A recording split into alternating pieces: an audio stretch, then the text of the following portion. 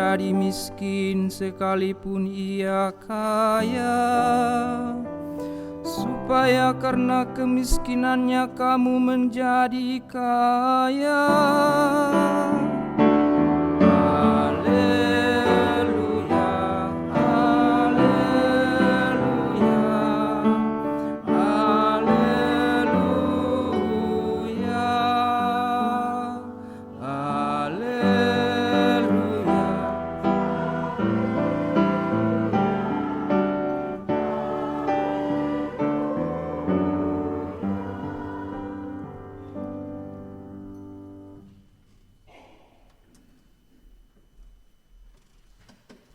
Tuhan bersamamu. Inilah Injil suci menurut Lukas.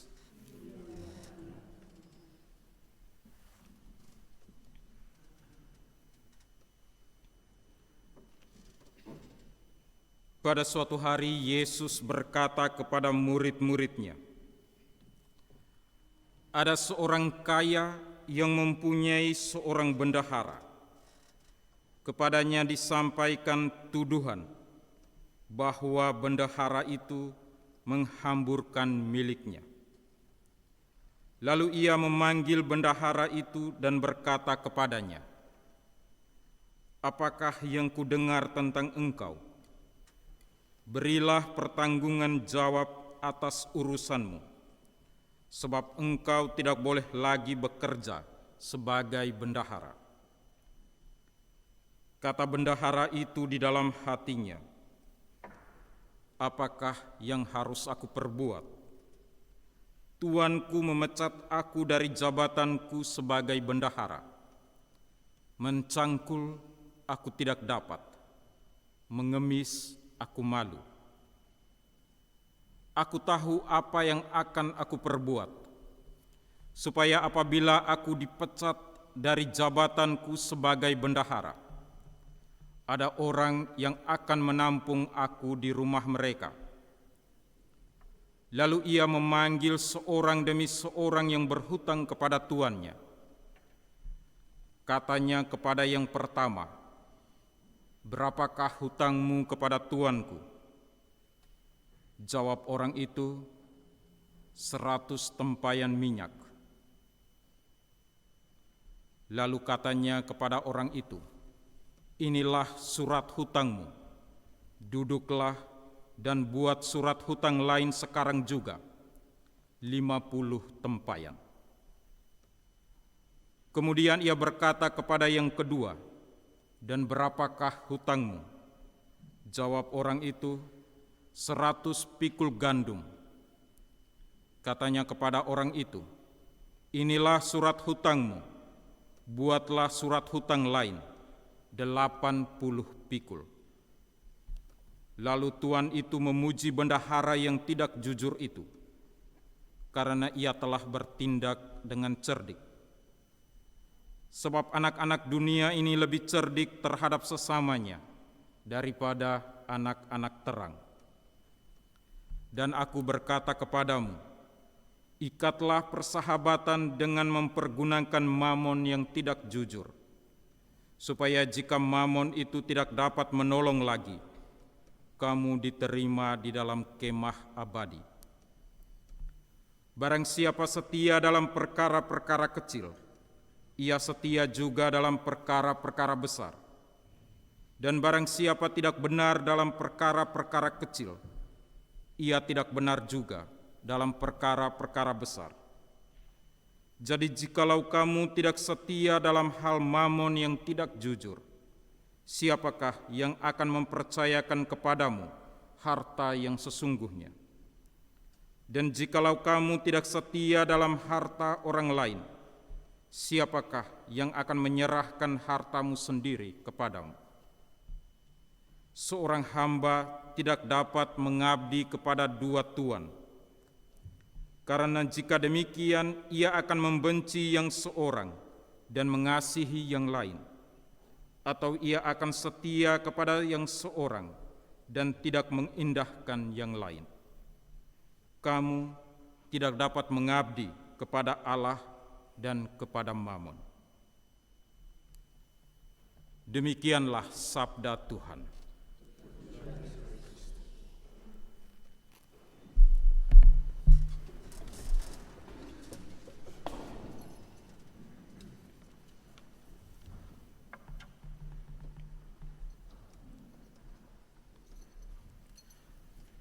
Bapak, Ibu, Saudari, saudara yang terkasih dalam Tuhan kita Yesus Kristus.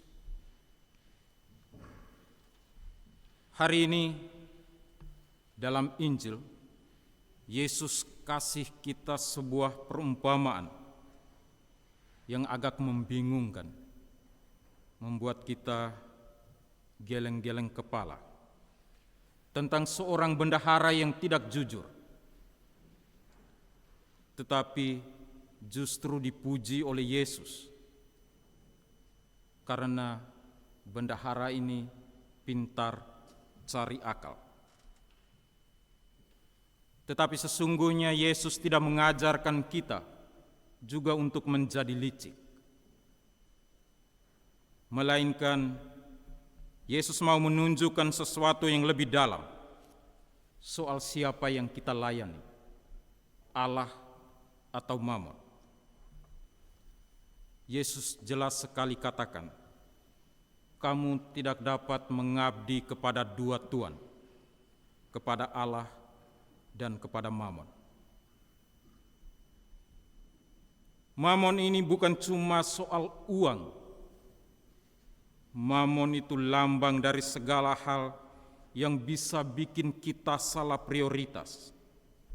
Kekayaan, status, rasa nyaman, bahkan ambisi pribadi kita. Pertanyaan Yesus sederhana, tapi nyeletik. Siapa yang kita jadikan sebagai Tuhan di hari-hari ini? Allah atau harta? Setia sama Tuhan bukan berarti kita harus meninggalkan dunia. Tidak. Kita tetap kerja, tetap cari uang, bayar pajak, ngurus anak, dan semua itu penting. Tapi yang membedakan adalah siapa yang kita taruh di posisi yang pertama dan utama. Allah atau harta. Saya kasih contoh sederhana. Kalau kita bisa begitu teliti atur keuangan, berapa gaji yang masuk, berapa biaya keluar. Coba bayangkan kalau kita juga bisa seteliti itu sama hal rohani. Kapan saya berdoa? Kapan saya misa, kapan waktu untuk mendengarkan sesama yang membutuhkan uluran kasih. Bapak, Ibu, Saudari-saudara yang terkasih, kalau kita boleh jujur, siapa sih yang tidak butuh uang? Kalau ada di antara kita yang mengatakan tidak butuh uang, itu berarti omong kosong. Kita semua butuh uang, karena dengan uang kita bisa makan, bisa bayar rumah, bisa bayar sekolah anak-anak, bahkan bisa sampai naik pesawat mudik ke Indonesia. Jadi jangan salah paham. Yesus sama sekali tidak anti uang. Uang, harta, itu sesuatu yang netral. Harta bisa jadi berkat jika kita pakai dengan bijaksana. Tetapi bisa juga menjadi jerat kalau kita menjadikannya sebagai Tuhan. Kalau kita jadikan uang atau harta sebagai Tuhan, kita akan selalu merasa kurang, selalu merasa tidak cukup. Lalu apa artinya setia kepada Allah di tengah dunia yang sibuk dengan uang dan kepentingan? Setia sama Allah di tengah dunia yang sibuk dengan uang dan kepentingan bukan berarti kita anti uang, tapi kita belajar taruh uang di tempat yang benar, sebagai alat, bukan sebagai tujuan. Kita boleh punya rekening, tapi jangan biarkan rekening yang punya kita. Kita boleh kerja keras, tapi jangan lupa hidup kita bukan cuma soal gaji. Artinya adalah kita mengingat bahwa segala sesuatu yang kita punya hanyalah titipan. Bukan untuk kita genggam erat-erat, melainkan untuk dipakai demi kasih dan kebaikan bagi sesama. Hidup di dunia ini sementara. Apa yang kita kumpulkan di dunia ini akan tinggal di sini. Tetapi kasih yang kita bagikan, kebaikan yang kita taburkan, akan abadi selamanya. Yesus bilang, barang siapa setia dalam perkara kecil, ia setia juga dalam perkara besar.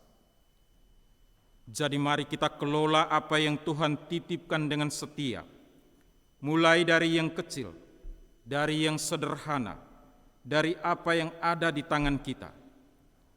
Jangan tunggu sampai besar untuk setia, tapi setialah dulu, maka Tuhan sendiri yang akan memperbesar berkat itu.